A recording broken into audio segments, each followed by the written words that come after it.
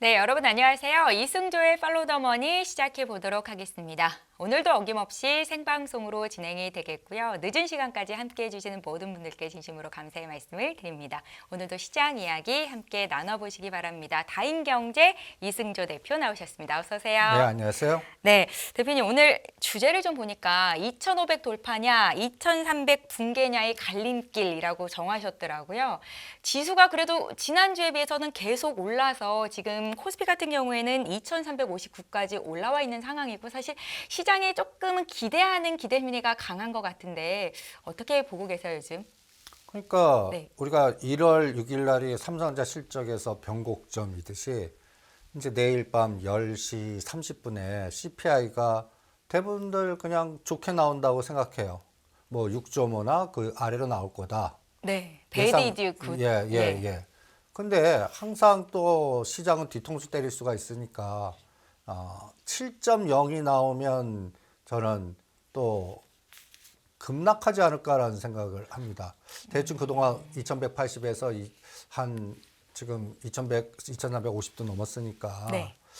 한 50에서 70은 순간적으로 삼성전자를 또 이용할 수도 있기 때문에 저는 뭐라 그럴까요? 시장한테 물어보겠습니다. 그러니까 1월 12일 날 10시 반에 발표 나오고 보고 야간 선물 시장이 급등하나 급락하냐 보고 네. 급락하면 선물 매도 치고 그래서 내일 그동안 좀 시가상위 종목들 중에서는 목표선 온 것들 SK하이닉스가 저점에서 지금 21% 가까이 올라왔거든요. 네. 그래서 SK하이닉스는 현금화시키는 그리고 대형주 현금화시킬 수 있는 건 현금화시키고 목표 단가 온 것들 현금화시켜서 대응하고 그다음에 그거와 상관없이 거버넌스나 뭐 주가 지수가 조정하더라도 갈 길을 갈 수 있는 끌기가 있는 것들은 냅두고 그다음에 또 변동성 이용해서 또 양매수 전략을 세우고 이런 전략을 지금 머릿속에 갖고 있습니다. 네.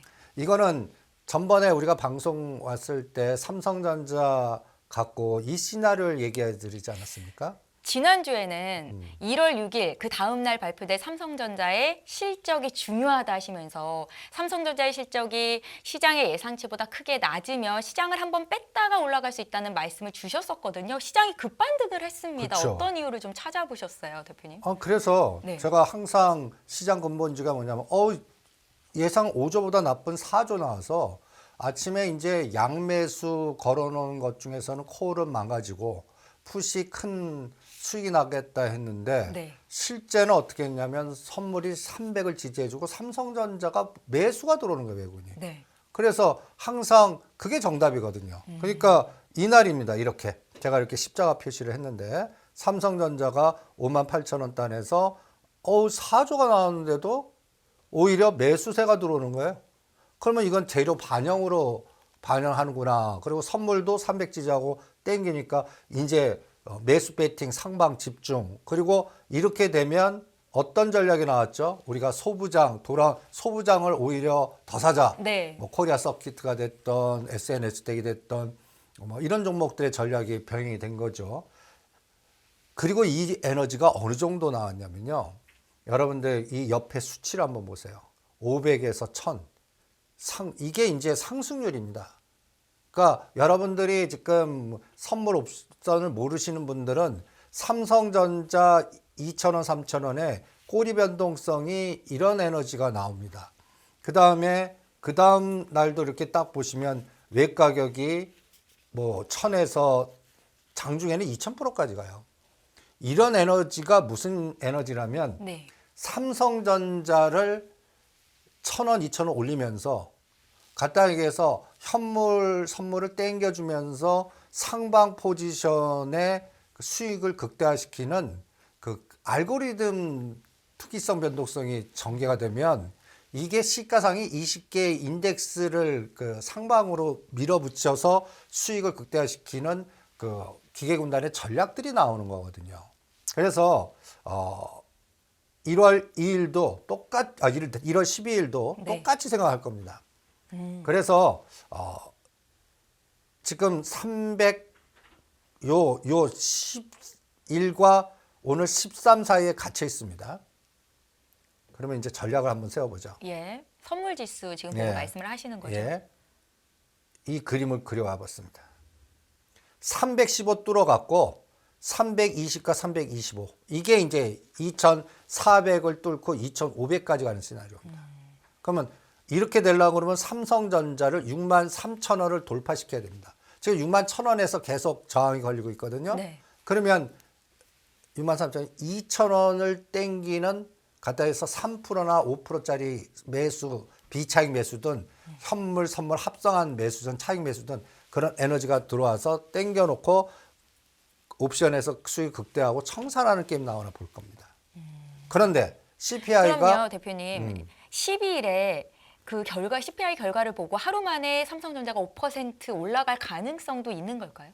3%에서 5%. 그 다음날 만약에 CPI가 네. 야간 선물에서 벌써 급등하면 그 다음날 아침에 벌써 3% 시작이 그렇게 시작을 할 겁니다. 네, 네. 그리고 그 다음에 소부장 종목들이 거기에 한 뭐 예를 들어 10에서 15%짜리들이 막 나올 거고 반대 세상도 있습니다.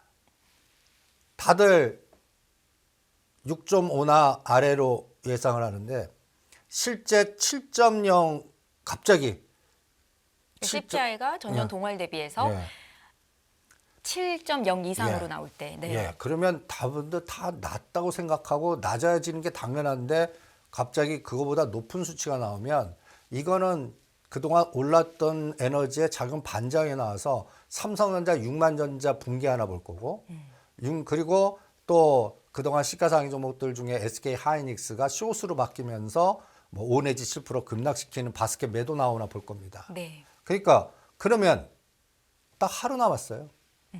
내일 하루 동안에 그래서 이런 양갈래길의 변동성일 때는 그걸 대비하는 현금을 확보해야 하는 게 중요합니다. 그래서 이번에 1월 3일 저점 찍고 비관론이 지배했지만 2180에서 지금 거의 200포인트 이상 급등시키지 않았습니까? 네. 그러면 여기서는 여러분들이 어떤 전략을 세우냐. 시가상위 종목들 중에서 한 20%단에 올라간 저점 대비 지금 SK하이닉스가 거의 20%단 8만 8천 원이 저점에서 20% 정도 에너지 나왔는데 저는 현금화 전략 세우고 그 다음에 애매한 것들은 좀 냅둡니다. 뭐 10%단 미만에 7% 정도 5 내지 7% 정도밖에 안 오른 종목들은 현금이 없는 분들은 그거라도 현금화 시키는 게 나은데 현금이 좀 어느 정도 30%는 확보해 놔야 될 것 같아요. 아, 그러니까 12월 CPI 결과가 예상치를 상회하게 나왔을 경우에는 현금 확보가 중요하다. 그렇죠. 그래서 네. 눌림목 전략을 찾아내야죠. 그럼 또 한 번의 기회가 오기는 올 거라고 보시는 거군요, 대표님. 그걸 모르겠죠. 그러니까 저는 그거를 판단을 안 한다는 얘기입니다. 네. 그러니까 이게 시장 근본주의자들이 뭐냐면 어떤 분기점이 왔을 때 그 재료가 노출되는 거 보고 시장이 호재가 호재로 작동하는지 호재가 역으로 나쁘게 작동하는지 그걸 보면서 거기에 순응하는 전략입니다. 그러니까 이론가들은 어나리스트들은 갖다 해서 예측하고 이번에 이렇게 될까 하고 포트를 짜잖아요. 그 반대로 갔을 때는 굉장히 곤혹스러울 텐데 시장 근본주의자들은 시장 현장주의로 그 재료 노출됐을 때 반응하는 속도로 거기에 집중합니다. 그러니까 현금에 예를 들어서 그러면 6.5 아래 나오면 SK하이닉스 더 갈 거 아니야. 당연히 뭐 한 8만 7, 8천 원짜리가 9만 원까지 가겠죠. 그럼에도 불구하고 그거 갈 때 나는 코리아 서킷이니 심택이니 대덕전자니 뭐 관련된 소부장들은 그 추가적인 더 올라간 에너지보다 거의 뭐 한 10배 정도 더 갈 겁니다. 뭐 여기서 8만 8천 원에서 9만 원 넘어가면 뭐 3% 5%인데 네. 30% 50%짜리 나오는 확률이 되는 거거든요. 그러니까 그 전략을 순응하겠다는 얘기죠. 그래서 일단은 내일이 밤이 D-Day입니다. 네. 그리고 이게 또 왜 중요하냐면 CPI가 생각보다 높게 나와서 또 금리 얘기에 여러 가지 그동안에 올랐어요. 근데 금리가 또 이제 대부분도 2월 1일 25bp가 일반론이거든요. 근데 만약에 CPI가 생각보다 반대로 갖고 뒤통수 당하면 또 50bp 얘기 확률이 나올 거예요. 그러면 우리 금통위가 바로 25bp 선대응해서 금리 그 다음 날이 금통위가 있어요. 네. 이번 주 금요일이요. 예, 날짜가 또 이렇게 딱 잡혀 있습니다. 그러니까 옵션 만기일에 밤에 CPI인데 만약에 여기서 부정적 에너지가 나오면 선대응을 분명히 할 겁니다. 우리나라 금통위에서요. 예. 네. 근데 만약에 6.5 하냐면 이번에 동결로 결정지고 시간 벌 수 있다고 생각이 듭니다. 이 차이가 굉장히 커요. 우리나라 환율을 건드리고 그다음에 그동안 급등했던 종목들의 변동성을 결정하고 그리고 이 금통위 때 그동안에 은행주라든지 그 갖다 해서 금리 인상을 노리고 했던 종목들도 요게 또 변곡점이 될 수가 있거든요. 그래서 12일과 13일이 저는 어떤 전략이냐면 1, 3분기를 결정하는 말이에요. 그러니까 3개월을 결정하는 하나의 그 티핑 포인트, 임계점. 여기서 양갈래길이 갈라지는데 우상향으로 추가 가느냐 여기서 죽이냐. 근데 이 우상향이 이미 지금 바닥에 있지 않습니다. 2180에서 갖다 해서 그때가 선물이 285였거든요. 네. 285에서 지금 오늘 313도 구경했습니다. 그러면 이게 엄청난 그 상방 변동성이 나온 겁니다. 여기서 추가 더 가려면 삼성전자 2, 3천 원 직전 고점을 돌파하는 에너지가 나와야 되는데 그러려고 그러면 조단위 매수가 들어와야 돼요. 그러니까 그 뭐 차익 비차익 합쳐서 1조 에너지 매수 들어와야 그게 커버되고 거래량도 지금 5조에서 7조 시장이거든요. 네. 10조 들어와야 돼요. 그런 에너지가 들어오면 이 장은 선순환이 되는데 그거를 갖다 예를 들어서 금요일 날 확인할래요. 확인. 네. 그리고 나서 CPI가 좋게 나오고 환경이 좋아요. 그럼 살 거 무지 많습니다. 살 게 무지 많아요. 아직 바닥권에서 갖다 해서 뭐 바닥에서 5 내지 10%밖에 안 빠진 안 움직인 소부장 IT뿐만 아니라 또 자동차 부품 요새 약간 자동차 부품주들이 막 움직여요. 뭐 이지라든지 그다음에 SL이라든지 네. 이런 것들이면 관련되면 뭐 촬영용 반도체에서 AD 테크놀로지는 칩셋 미디어니 또 간단히 예를 들어서 전기차 전력 뭐 여러 가지 종목들 중에서 아직도 역배열에 52주 최저가에 수렴되고 있는 종목들이 굉장히 많습니다. 그런 거를 하나 선정해서 배팅을 하겠습니다. 그래서 2,500가냐 2,300가냐는 약간 좀 극단적인 어떤 길목의 얘기로 종목을 선정적으로 뽑은 거고요. 네. 그냥 이 이벤트에 따라서 그동안 올랐던 거를 눌목 주고 쉬고 가느냐 아니면 바로 더 치고 가느냐. 대표님, 일단 눌렸다 가더라도 상반기에는 위쪽으로 보시는 뷰는 확실한 거죠? 저는 위로 봅니다. 이번에 조정하더라도 뭐 2,200을 깨서 뭐 그런 장은 아닌 것 같고요. 대충 50에서 70 맞고 간다. 그러니까 삼성전자가 네. 5만 8, 9천 원 정도 조정했다 간다. 그러니까 삼성전자 갖고 계신 분들은 지금 그 2, 3천 원이 굉장히 큽니다. 그러니까 6만 5천 원을 바로 보느냐, 6만 3천 뚫어서 5만 8천 원 갖고 눌렀다가 다시 6만 5천 원 가요. 그게 3개월이에요. 그 호흡이 네. 요번에 바로 가면 1월 달 구정도 화려한 거고 그러면 연초 이거 뭐지 했던 게 그냥 바로 그냥 증권사 전망치의 상단이 1, 2월 달에 바로 다 나오는 거고. 요번에 증권사 제가 그 쓸데없는 짓이라고 자꾸 얘기하는 그 상저하고니 하고 뭐 이렇게 그리고 뭐 2,100이니 2,600 요번에 대부분 다 2,600이더라고요. 근데 요번에 만약에 바로 올려보내 보세요. 그럼 벌써 2,500은 금년 목표에 100포인트밖에 안 남는 그런 에너지가 바로 나올 수도 있거든요. 그러니까 그러면 증권사 또 수정할 겁니다. 또. 그래서 요번에 전체적인 D-Day는 내일 밤 10시 반 수치입니다. 이게 간단히 예를 들어서 이제 금리 불확실성을 제거시켜주나 그거를 확인 좀 하겠고요. 그 다음에 네. 이거 보세요. 삼성전자 이 빨간색 1번 좀 이틀 동안은 매매 규모가 줄어들었어요. 지금 뭐 300, 300, 200, 300 그리고 이때 비차익이 같이 동반해서 들어옵니다. 2천억, 4천억. 그러니까 추정해 보면 이 삼성전자 매수 중에 비차익이 마이너스거나 적다면 이게 합성 매수지만 순수한 매수로 안 보거든요. 삼성전자 매수에 선물 매도로 합성된 게 많구나. 네. 이렇게 볼 텐데 이때 삼성전자 300, 300, 200, 300 이 수치 때 2천, 3천, 4천 완전히 비차익 매수가 연달아서 대규모로 들어왔습니다. 그러니까 이거 네이키드 매수 에너지로 읽을 수가 있구나. 이렇게 또 측정을 하는 거고요. 네. 그다음- 순수하게 삼성전자를 사는 거다. 외국인 그렇죠. 투자자들이. 네. 그래서 이 삼성전자가 요때가 제가 십자형 딱 표시한 자리 있지 않습니까? 요게 12월 14일 이때가 CPI입니다. 근데 이때 좋게 나왔는데 연준이 성명서 불확실성에서 여기서 오히려 짱돌을 맞은 거거든요. 네. 이때가 311이었습니다.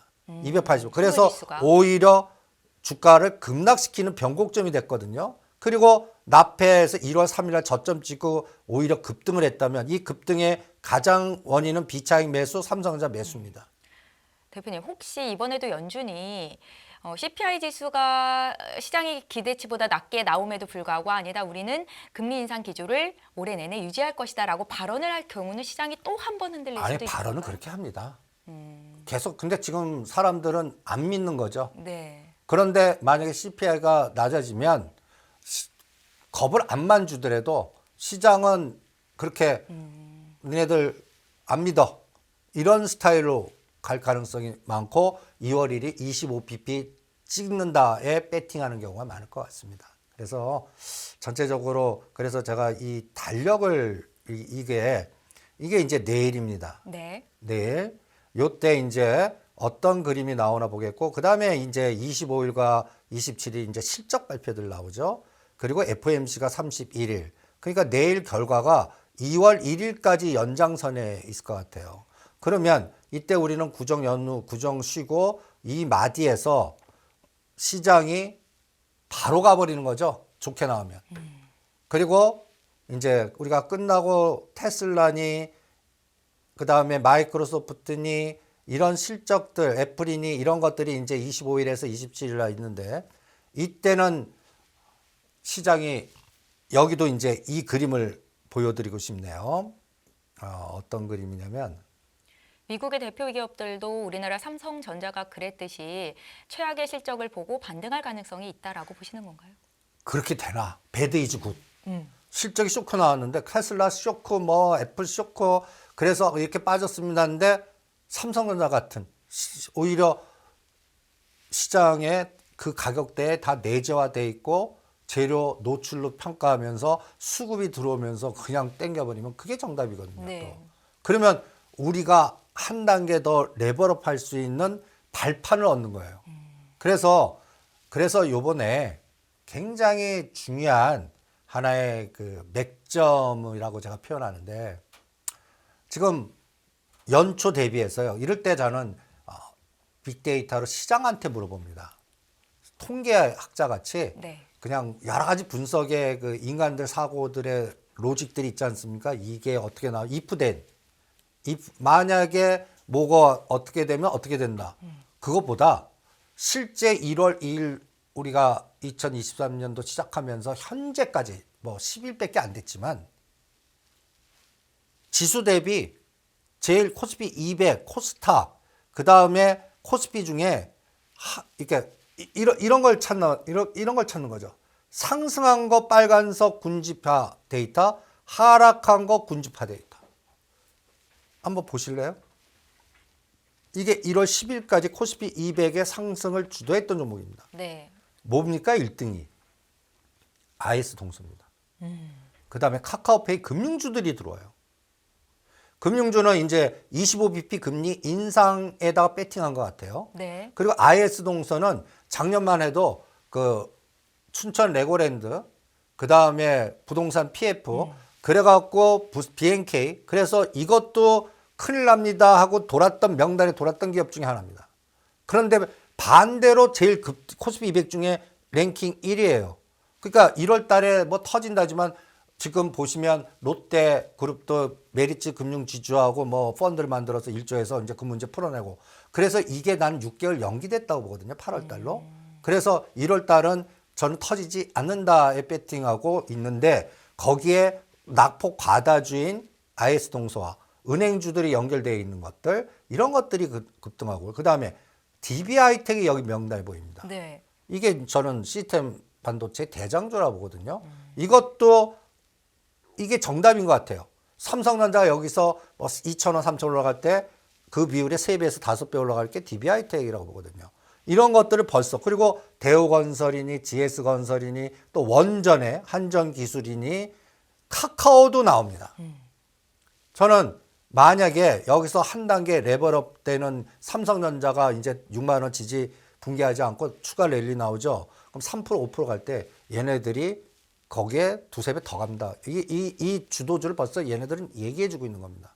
그럼 반대되는 세상은 뭘까를 또 한번 보시죠. 반대되는 세상. 올해 이거- 수익률이 가장 저조했던 종목들이요. 예. 예. 작년에 제일 좋았던 것들입니다. 방산이에요. 오히려 LIG 넥슨, 한국항공, 우주, 그 다음에 현대중공업, 하나에어로스페이스, LS일렉트로닉, 한미약품, 롯데칠성, 현대로템 갖다 얘기해서 어닝 서프라이즈 나올 기업들입니다. 네. 그런데 실제는 연초에 이런 것들 빌려다 쇼 쳤다는 얘기예요. 이게 또 시장 근본주의로 이게 정답이거든. 그러면 얘네들이 언제 쇼돼서 롱으로 바뀔 거가 이게 얘네들은 1월 말에서 2월 중순에 실적들이 많이 발표되거든요. 그 전에 저점 확인되나를 또 볼 거예요. 그래서 시장은 롱으로 가는 쪽과 쇼드로 가는 쪽의 구성 성분을 파악해서 군집화 현상에 빅데이터가 뭐가 있나를 잡아보는 건데 코스피 200 쪽에서는요. 낙폭 과다 중에 오히려 더 이상 나빠질 거 없어의 부동산 PF에 건설하고요. 네. 그 다음에 시스템 반도체 그리고 원전 이렇게 들어오고 있고요. 그리고 실적 서프라이 나올 거라고 했던 방산주는 오히려 차익 실현에 이미 선조정 들어가고 있고요. 그 다음에 코스닥 쪽에서는 어떤 종목들이 나오고 있냐면 1등이 레인보우 로보틱스입니다. 여기 보시면 네, 로봇 관련주들. 로봇 관련주, 그 다음에 MDS 테크, 메디프론, 그리고 휴림 로봇, 코컴 이런 종목들을 딱 통계내면 로봇, 그 다음에 통신, 그리고 히림 같은 거는 뭐 네옴시티도 연결시킬 수 있고 우리나라 또 SOC 또 투자도 연결될 수 있고 요번에 아랍에미레이트 사절단에 히림이 딱 들어가서 그 모멘텀일 수도 있고 중동 수주 모멘텀 이러니까 딱 코스닥도 보면 인공지능 AI 로봇 그 다음에 통신 그리고 중동 수주 연결고리 이렇게 빅데이터가 따다닥 나와요. 그러면 1, 4분기 주도주는 뭐라는 얘기입니까? 5G, 로봇, 통신, 인공지능, 그리고 정부 중동 수주 연결고리의 종목, 먼저 이런 것들이 주도하는 거고 그 다음에 그동안 주도했던 것들은 오히려 실적 노출 이후에 다음 컨센서스에서 결판이 나는구나. 이렇게 판단을 할 수가 있는 것 같습니다. 그래서 이 끌개들은 저는 이렇게 올라가는 것들은 색깔이 안 바뀐다고 봅니다. 이 트렌드, 그러니까 상대 속도 전략이라고 표현하는데 우리가 레인보우 로보틱스는 단기간에 거의 60% 올랐어요. 굉장히 많이 올랐죠. 그때 힌트를 주셨던 게 LG전자 연관 있는 로보티즈였는데 사실 못 잡았던 게 조금 아쉬운 마음이 들더라고요. 그럴 때 네. 제가 우리가 벡터라고 표현하면서 X축, Y축, Z축에 그려갖고 어느 게 먼저 갈 때 그 다음 우리가 전번 시간에 이 그림을 보여드렸을 겁니다. X, Y, Z에 네. 레인 로보티스 선도주다. 그러면 놓치신 분들은 로보티즈나 로보스타를 사서 이게 군집화 현상을 되는지 봐라. 그리고 이 그래프를 보여드렸죠. 이 고점을 뚫는 이때 전번 주가 46,000원입니다. 오늘 53,000원이에요. 이게 더 치고 나가지 않습니까? 그러니까 이게 오늘 그래프입니다. 끝내주죠. 이거 저는 보유자 100% 매도입니다. 차익 실현하시는 게 나아요. 네. 그리고 로봇 관련주에서 이게 이제 전번 주에 로보티즈거든요. 23,000원. 오늘 그래프입니다. 26,000원까지 갔다 눌리면 24,000원. 얘는 이제 저는 3만 원 구경시킨다라고 볼 겁니다. 그러니까 키 맞추기 순환에 나오는 거죠. 로보스타 전번 주에 18,000원이었어요. 요번에 21,000원대 2,000원. 이게 이제 선순환이 되는 거죠. 그러면 로봇가죠. 로봇이 가만히 보시면 이게 그냥 그 뭐라 그럴까요? 로봇에도 여러 가지 종류가 있지 않습니까? 네. 뭐 날라주는 로봇, 그 다음에 또 그러면 이 연상작용을 한번 해보십시오. 저는 수술용 로봇도 생각해 볼 거고. 그러니까 예를 들어서 그 수술용 로봇 하면 미래 컴퍼니니 퀴렉소니 뭐 이런 것들, 그리고 또 스마트 헬스케어 쪽하고도 연결될 수가 있을 거고요. 네. 그 다음에 또 하나는 이 로봇 모빌리티가 5G하고도 연결, 시스템 간단히 해서 스마트 시티, 우리가 내용 이런 것들이 벌써 정부 정책이나 중동 수주나 뭐 여러 가지 연결고리에 하나의 트렌드를 만들고 있는 것 같아요. 그리고 이번 CES의 기본적인 화두가 대부분들 뭐 옛날 같이 가전 박람회니 반도체보다는 간단히 얘기해서 VR, 모빌리티, 네. 메타버스, 로봇 이런 걸로만 압축되지 않습니까? 그게 하나의 2023년의 주도주 트렌드가 아닌가. 그 삼성전자 부회장께서 CES에서 기자간담회 때 삼성이 올해 출시를 한다 그랬던 것 같은데요. 그 케어 로봇 EX1이었나요? 이제 시판용이 아니라 정말 이제 판매용으로 출시를 한다. 이것도 어떤 끌개가 될 수 있는 거예요, 대표님? 그렇죠. 저는 앞으로 뭐 언제 시기가 될지 모르겠지만 우리가 들고 다니는 핸드폰이 네. 간단히 해서 움직이는 로봇하고 합체가 돼서 아이들이 장난감과 같이 그러니까 우리가 이제 인공지능 같이 걔하고 대화도 하고 같이 그 강아지 같이 나를 따라다니고 그럼 사물형 인터넷에 내 근거에서 따라올 수 있는 인공지능 그다음에 센서 그다음에 로봇 스마트 기능 이런 것들이 다 통합된 그런 상품들을 삼성에서 만들어 갖고 출시해서 이걸 지배할 거라고 보거든요. 어떻게 보면 개인형 비서 같은 존재가 될 수 있겠네요. 비서이면서 친구이자 동반자인 그런 로봇. 그게 만화에 하나 나옵니다. 네. 예, 애들이 좋아하는 만화에 이름도 까먹었지만 그 어떤 움직이는 그 로봇을 갖고 있느냐에 따라 기능에 따라 가격도 천차만별 아니겠습니까? 그거에 따라서 위상도 학계 위상도 자기의 우리가 또 보면 뭐 명품에 따라서 이렇게 하듯이 그걸 어떤 기구를 어떻게 갖고 있느냐에 따라서 그런 시대가 우리 아이들 시대에 벌써 빨리 다가오는 거 아닌가. 그리고 삼성 그거 하려고 그러면 시스템 반도체라든지 5 통신이라든지 이게 이제 점점 발전되는 모형이거든요. 그래서 저는 삼성전자가 그 디램 쪽은 이제 뭐 미중 간의 관계라든지 뭐 중국이 리오프닝 돼 갖고 뭔가 재가동 에너지가 커졌을 때 그때 이제 뭔가 플러스 알파의 영향을 줄 거고 진짜 지금 삼성그룹이 추구하는 건 제가 누누이 얘기하지 않습니까? 로봇이나 통신 쪽에서 뭔가 풀어나갈 거다. M&A로. 이게 이제 레인보우 로보틱스가 한번 선도주로 나왔고 네. 이제 이게 군집화 현상이 된다는 얘기는요. 하나의 테마화가 된다는 얘기예요. 옛날에 2차 전지 갔을 때 하나의 군집화 현상, 그 다음에 네옴시티가 갔을 때 군집화 현상, 한미 글로벌 간 다음에 코론 글로벌 이렇게 해서 한 10개가 같이 군집되듯이 이제 통신, 5G, 로봇, 그 다음에 스마트 시티 관련된 종목들이 자꾸 군집화 현상이 돼요. 그러면 1, 4분기에는 그 지수만 무너지지만 않으면 계속 선순환이 되거든요. 그러니까 투자의 집중도는 거기서 압축하는 게 어떻겠나 이렇게 판단하고 있습니다. 예.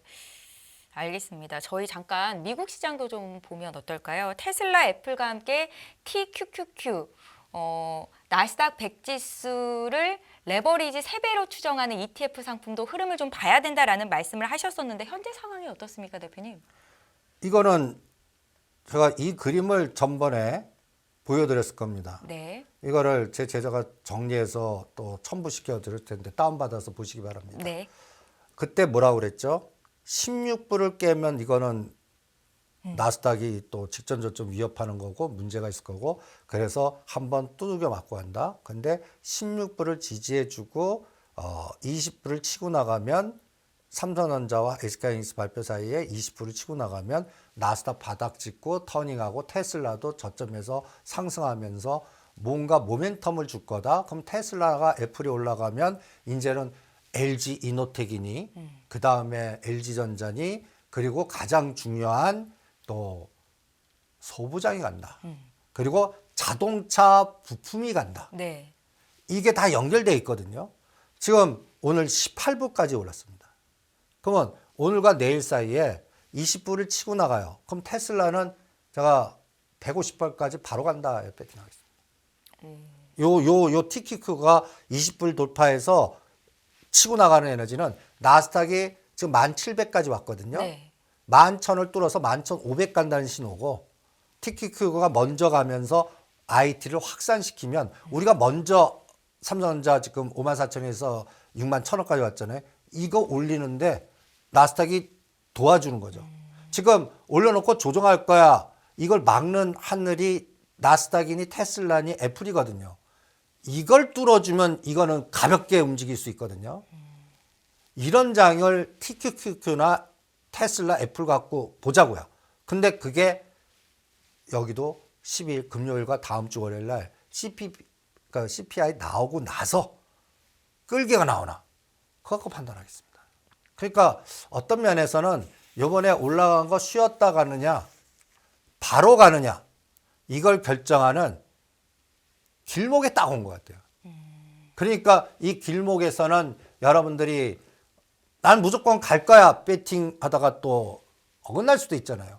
그러니까 수익 난 것들 대형주 특히 시가상위 종목들 오히려 악재 나온 바스켓으로 빌려다가 때리는 그런 종목들은 현금화 시키는 게 낫고 그리고 나서 추가적으로 가면 대형주보다 소부장주의 수익률이 더 나니까 글로 집중하는 걸 오히려 나스닥, 애플, 테슬라 갈린 거 확인하고 그때 소부장 지르는 그런 전략이 효과적이지 않겠나 이렇게 진단을 해드리고 싶네요. 대표님 잠깐 리오프닝 관련주에 대한 의견도 좀 여쭤보고 싶은데 중국이 보복성 조치로 우리나라 국민들에 대해서 그 단기 비자를 중단시킨다라고 했잖아요. 그런데 제가 오늘 이렇게 좀 흐름을 보니까 관련된 주들이 그렇게 많이 빠지는 것 같지는 않다라는 생각이 들더라고요. 어떻게 큰 악재로 작용하지는 않을까요? 저는 이것도 상호주의 같아요. 간단히 예를 들어서 지금 리오프닝주는 주도를 했습니다. 네. 그래서 저는 우리가 호텔신라니 롯데관광개발이니 하나투어니 아시아나항공이니 오히려 현금화시켜서 매도 전략을 세워드리지 않았습니까? 네. 그리고 그 매도 전략을 수립하는 전략은 변함이 없습니다. 그런데 상대적으로 안 빠져요. 상대적으로 잘 지진하고 있는데 제가 갖고 온 거를 지금 찾아야 되는데 여기 있네요. 저는 이게 하나의 그 참고 데이터인데요. 이거 날짜를 보면 2022년 8월 25일에 작년도입니다. 네. 중국 중면이라고 중국 최대 면세점 회사가 상해에 상장되어 있는 걸 홍콩에 상장시켰습니다. 그래서 중국과 홍콩의 파이프라인을 열었고 면세점이 1등이 중국 중면, 하이난 면세점 이렇게 쫙 있는데 제가 이걸 왜 하면 얘 한번 보세요. 이게 중국 중면이 작년도 10월 30일 날 160위안입니다. 네. 이때부터 리오프닝을 시작한 거예요. 우리하고 비슷합니다. 호텔신라가 이때 6만 원이에요. 그리고 얼마 올랐나? 43% 올랐습니다. 근데 놀라지 마십시오. 네. 호텔신라입니다. 똑같아요, 비율도. 우리가 거버넌스로 삼성그룹은 호텔신라, 삼성생명 하고 또 면세점 복합재료가 있으니 교집합이니까 호텔신라인데 제가 호텔신라는 매도 전략을 세워드리겠어요. 여기서 2만 원 보는 10만 원보다 오히려 그거 한 70%나 100% 팔아갖고 여기서 리오프닝이 훼손이 안 되고 장기적으로 뭔가 에너지가 나오면 그럴 때 못 간 중저가주들이 많은데 저는 솔직히 리오프닝이 중국 지금 코로나 이제 개방하고 이렇게 해서 이제 지금 전체 감염 이제 글로 가겠다는 얘기 아닙니까? 네. 그러면 저는 이게 오히려 그 반도체주한테는 호재 같아요. 저는 오히려 지금 아니 이렇게 그게 말이 되냐라고 해석하시는 분들 있을 텐데 저는 여기 데이터에서 어떤 직관을 얻고 싶은 게 작년도에 우리의 그 무역 수지를 분석한 데이터가 있습니다. 네. 한번 보실래요?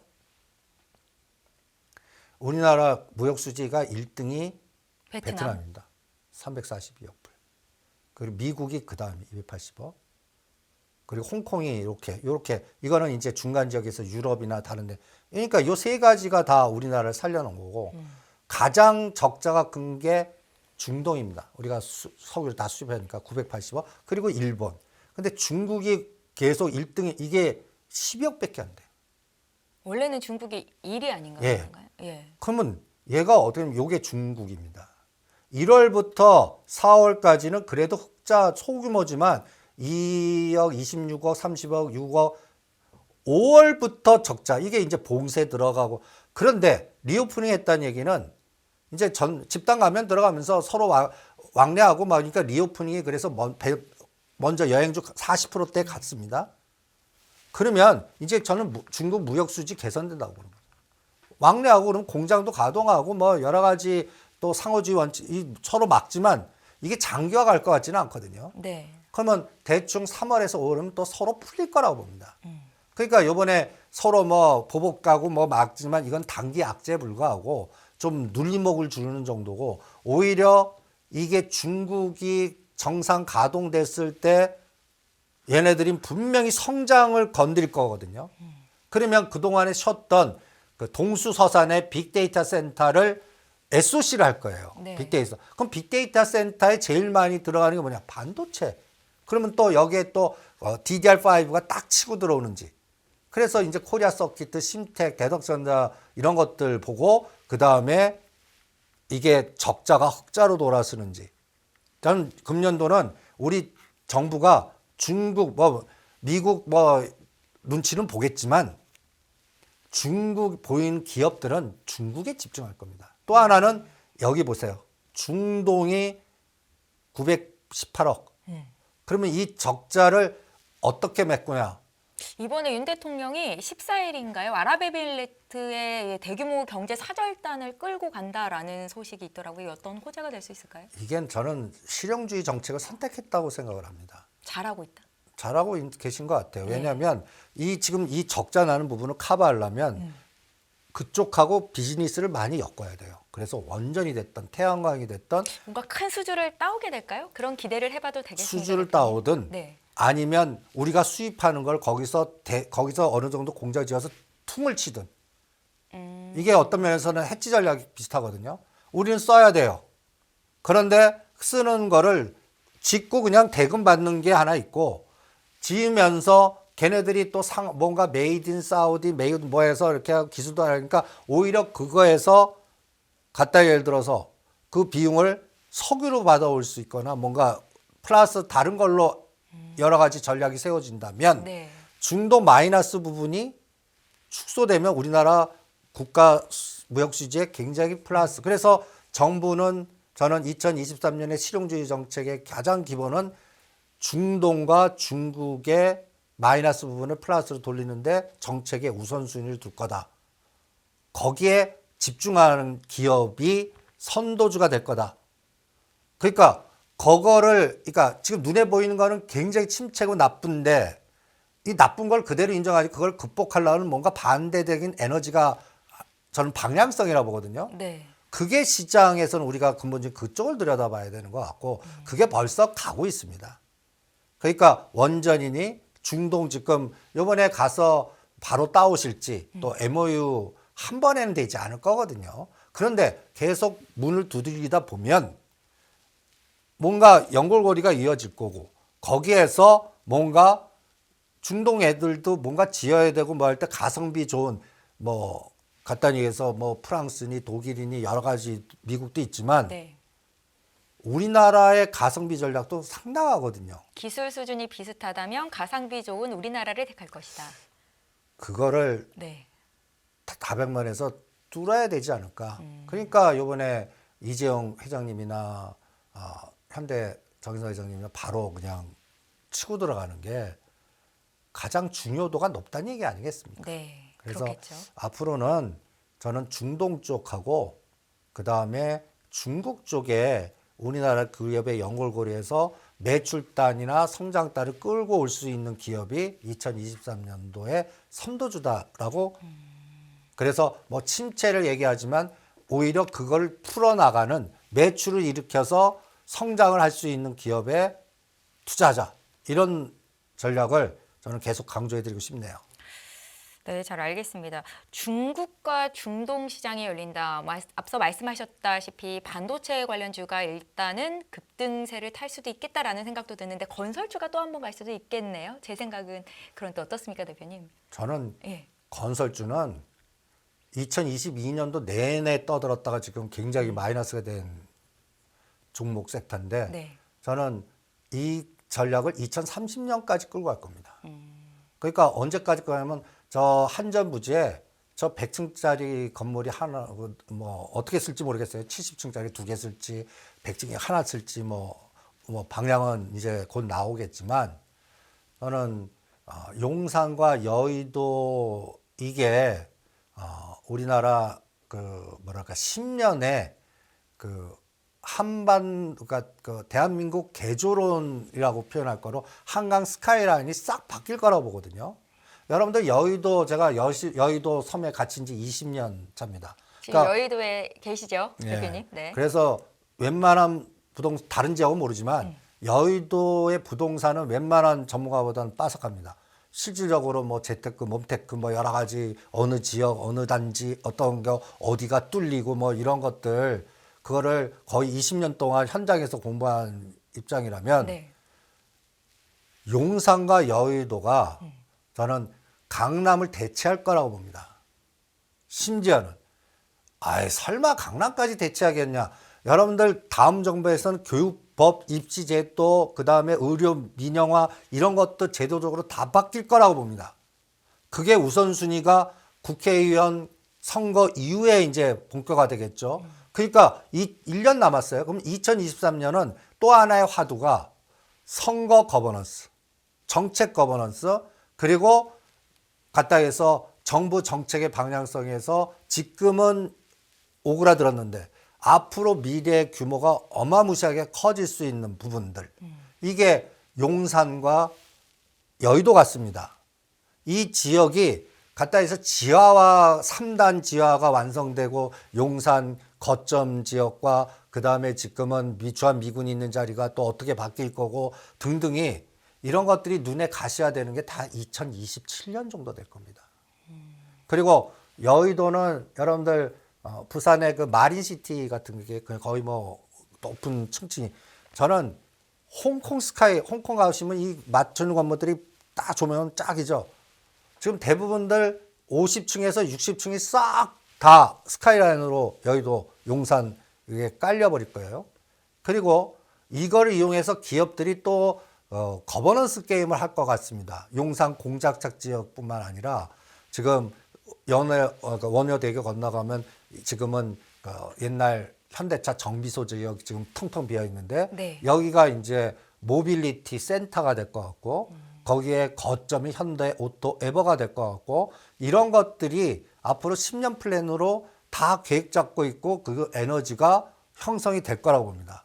그러면 그 에너지 될 때 다 들어가는 거 건설, 건자재, 철강 이런 것들이 선순환이 돼가고 지금 그동안 그게 못 갔던 게 그냥 그 국제적인 갈등 구조 그다음에 셧다운 그리고 또 인플레이션에서 단가 올라가고 이래서 모든 게 마이너스였다면 이게 하나씩 개조되면서 뭔가 풀어나가는 게 2023년에서 2025년도가 아닐까. 그러면 그리고 정부가 왜 자꾸 수소도시까지 만든다고 그래요? 네. 그럼 수소도시를 왜 만드는 게 다 저는 중동하고도 연결돼 있고 불경하고도 연결돼 있고 에너지 전환 정책입니다. 석유 의존도를 자꾸 줄이려고 그래요. 어쨌든 신재생 에너지 쪽으로 가는 게 방향은 맞으니까요. 그렇죠. 예. 그런데 우리나라는 태양광보다는 원전이나 수소 발전 이런 쪽으로 갈 가능성이 많거든요. 그러니까 이런 부분에 그리고 지금 현재 그 부생수를 만들 수 있는 그 창원, 그다음에 또 울산, 밀양 이런 쪽을 먼저 거점을 만드는 것 같고요. 이런 것들을 곰곰이 생각해 보면 앞으로 10년의 그림이 그려지거든요. 그럼 지금은 나쁜데 앞으로 미래성. 그래서 제가 오죽하면 2018년에 에코프로 BM, 에코프로 이런 거 같이 보인다. 이게 10배 이상을 갔거든요. 그런 것들이 일진다이아, 일진하이솔루스, 건설, 건자재, 시멘트 이런 것들이 쫙 가는 그런 에너지. 제가 2022년부터 이걸 떠드는데 1년은 너무 빨리 본 것 같아요.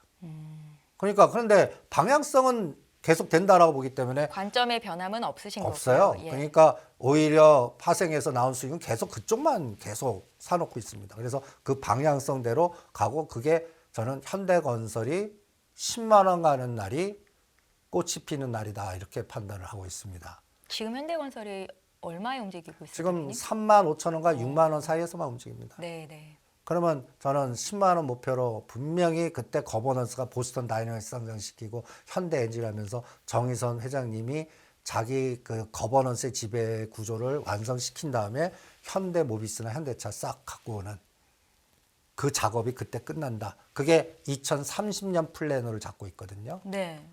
그런 큰 그림으로 집중해서 투자하시면 여러분들 종합주가지수 변동성 무시해도 됩니다. 그런 전략으로. 그래서 2023년은 각 그룹의 거버넌스 게임을 집중하시는 게 중요해요. 그러면 거버넌스 지금 하고 있는 게 롯데그룹 신동빈 회장도 그 호텔 롯데 상장시켜야 되거든요. 그 거버넌스. 그래서 최근에 전번 시간에 또 해서 롯데케미칼, 롯데치성보다 롯데지주와 롯데정보통신으로 이동해라. 네. 이것도 롯데그룹 거버넌스, 호텔 롯데 상장할 때까지. 코롱그룹도 거버넌스 게임 할 겁니다. 코오롱 그룹이요. 예, 박살났거든요. 그러니까 이 박살난 그룹들이 거버넌스는 지분가치 높여갖고 사업 확장하는. 그러니까 2020년부터 2020년까지는 그 거버넌스 게임에 가장 꽃을 핀 게 SK그룹, 카카오, 네이버, 그 다음에 또 하나그룹, SK그룹 이런 그룹이었다면 이제 그 그룹들은 게임 끝났어요. 그래서 제가 카카오를 2011년 그 메타버스 난리치고 할 때 다 끝내라 그걸 갖다 해서 따따따따성이 그게 끝나는 징후다. 정권 바뀌면 큰일 난다. 이런 거를 예고해 드렸다면 이제는 남은 그룹이 롯데그룹, 현대차그룹, 그 다음에 코오롱그룹 이런 그룹들. 그럼 그런 그룹들 중에 그 그룹이 거버넌스 깨려면 뭔가 이슈화 시켜야 될 거 아니에요. 현대차그룹은 자동차 에너지는 본인 뜻대로 할 수가 없어요. 그리고 자동차 모비스는 비싸지면 안 돼요. 갖고 와야 되니까요. 네. 그러려고 그러면 건설, 현대건설, 현대엔지니어링, 현대로템 그다음에 모빌리티 자꾸 얘기하시는 게 그게 아닙니다. 로봇 모빌리티. 정의서 회장님이 또 전에 한번 연설하실 때 로봇계 데리고 와서 이렇게 막 시연하는 것도 미래에 큰 플랜이 있다는 얘기거든요. 네. 그래서 현대엔지니어링 구주 매출로 했던 게 실패해서 이제 다른 방식으로 통할 건데 저는 그게 한전부지 완성될 때 끝날 것 같아요. 건물이 딱 끝나면 그 다음에는 마천루 저주 얘기하잖아요.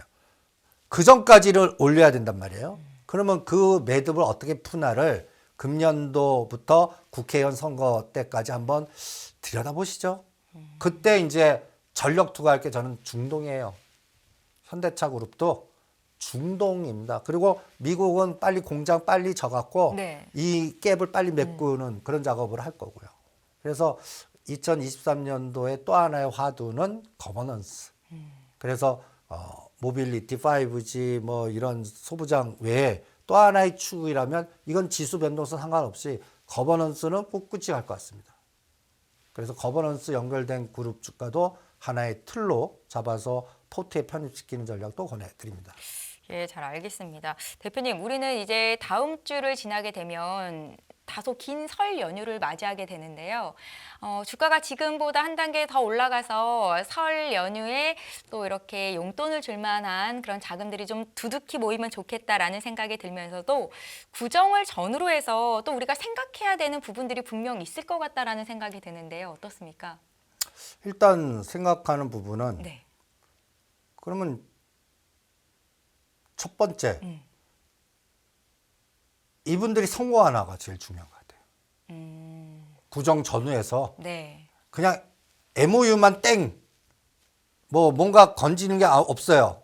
그러면 이게 끌개가 없어지는 거거든요.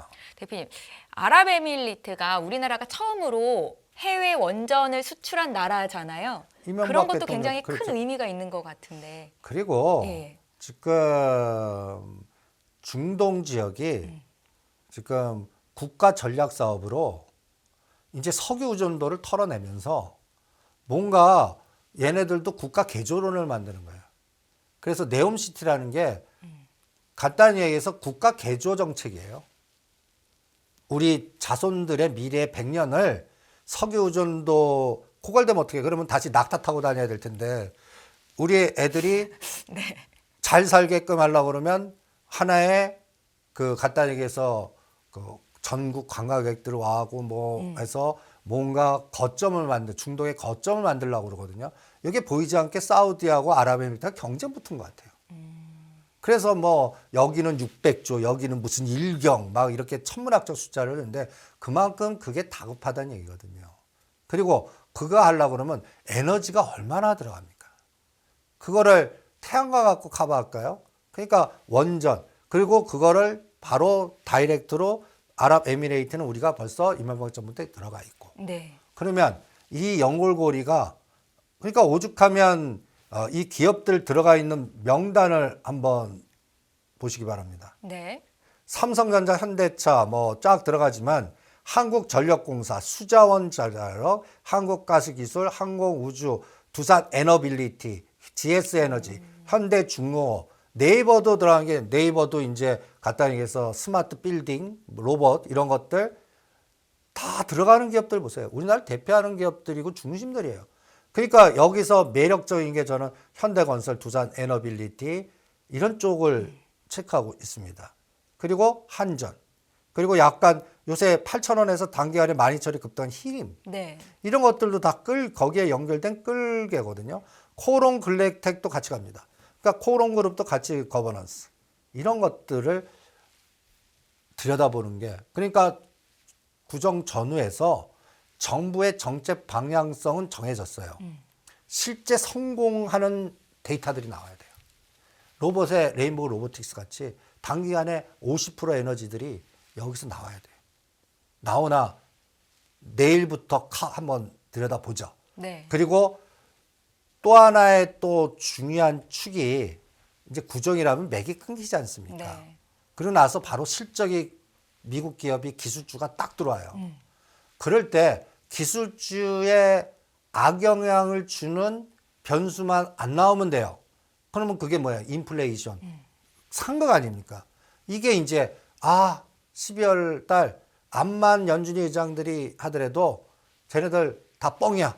그리고 25bp에 그 확인만 된다면 이 1, 4분기 시장이 오히려 압축돼서 갈 수 있는 오히려 생각보다 그러니까 저는 오히려 그 증권사가 통계치 내는 거 있잖아요. 그러면 사람들의 모든 고민이 압축된 거거든요. 네. 상단 2,600, 하단 2,100 치면 오히려 이걸 제낍니다. 그래서 2,600을 돌파하는 상황은 어떨까? 2,100을 깨는 상황은 어떻게 나올까? 오히려 그거를 체크하고 그 시나리오를 씁니다. 그러니까 오히려 만약에 기술주를 죽이지 않는 모멘텀만 추선서 나오면요. 오히려 생각지도 않던 에너지들이 1, 4분기에 나올 겁니다. 네. 그거를 놓치지 마시기 바랍니다. 예, 잘 알겠습니다. 일단은 가장 중요한 변곡점이 될 수도 있는 12일에 발표될 CPI 결과를 보고 다음 주 시간에 또 깊은 이야기 나누는 시간 갖겠습니다. 다인경제 이승조 대표 함께했습니다. 고맙습니다. 네, 수고하십시오. 전례 없는 금리 인상이죠. 환율 너무 어려워요. 결론만 알려주세요. 당신은 외환 모태솔로입니다. 환율 그동안 너무 어려우셨죠? 이제는 쉽다 말할 수 있을 거예요. 오늘부터 환율과 썸 타시겠습니까?